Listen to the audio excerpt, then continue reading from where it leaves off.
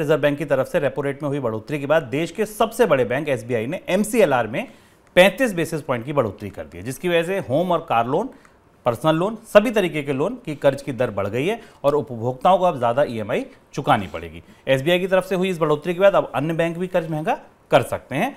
लगातार कर्ज महंगा हो रहा है सर, क्या इससे आपको लगता है कि इससे कर्ज की जो मांग है, जो डबल डिजिट में भी चल रही थी, उसके टूटने का खतरा बढ़ गया है? हाँ, और अब इस समय अगर आप ध्यान से देखिए, मैं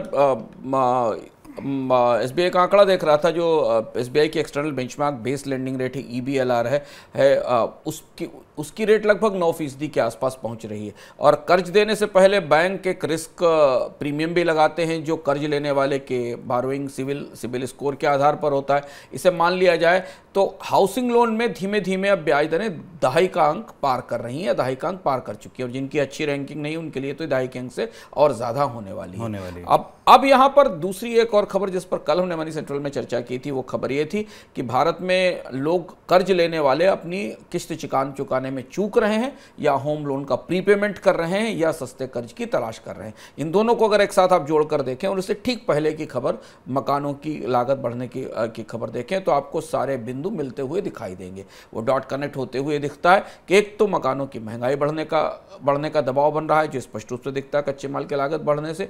दूसरी तरफ कर्ज की लागत बढ़ने के बाद लोग और कम मकान खरीदने जाएंगे। और तीसरी और चिंता जो रिजर्व बैंक को दिख रही है कि जिनके पास मौजूदा कर्ज हैं वो क्या चुका पाएंगे, या वो इस कोशिश में होंगे कि उनके लोन किसी तरह से रिस्ट्रक्चर किए जाएं। लेकिन अब ब्याज दरें जिस दिशा में जा रही हैं, उस दिशा में कर्ज की मांग कम होने का रिस्क बाजार में दिखेगा।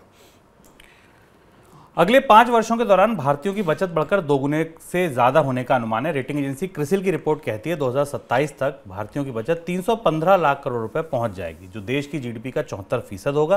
फिलहाल भारतीयों की बचत 135 लाख करोड़ के करीब है, जो देश की जीडीपी का करीब 57% है। रिपोर्ट में बताया गया कि भारतीय बचत का इस्तेमाल गोल्ड और रियल एस्टेट जैसे परंपरागत विकल्पों से निकलकर शेयर और बॉन्ड जैसे विकल्पों में जा रही है। अब बचत कहा है कि 5 साल में 2 गुनी हो जाएगी, लेकिन यह अनुमान कितना सटीक है? अभी भारतीयों की बचत की स्थिति क्या है? इस हफ्ते अंशुमान जी डिटेल में इकोनॉमिकम में अर्थात में आपको यही बता रहे हैं। सर, बचत की सारी परतें खोली जाएंगी? हाँ, इस बार हम बचत की पूरी परतें खोलेंगे और इकोनॉमिकम अर्थात में आपको ये पता चलेगा कि भारतीय बचतों की वास्तव में स्थिति क्या है, और भारत में बचतों की गिरावट या बचत की कमी या सेविंग्स की कमी हमारे आपके लिए या बाकी लोगों के भविष्य के लिए तो बड़ा असर करने वाली है। सरकारों को इस पर क्यों बहुत ज़्यादा परेशान होना चाहिए और बहुत ज़्यादा फिक्र होनी चाहिए?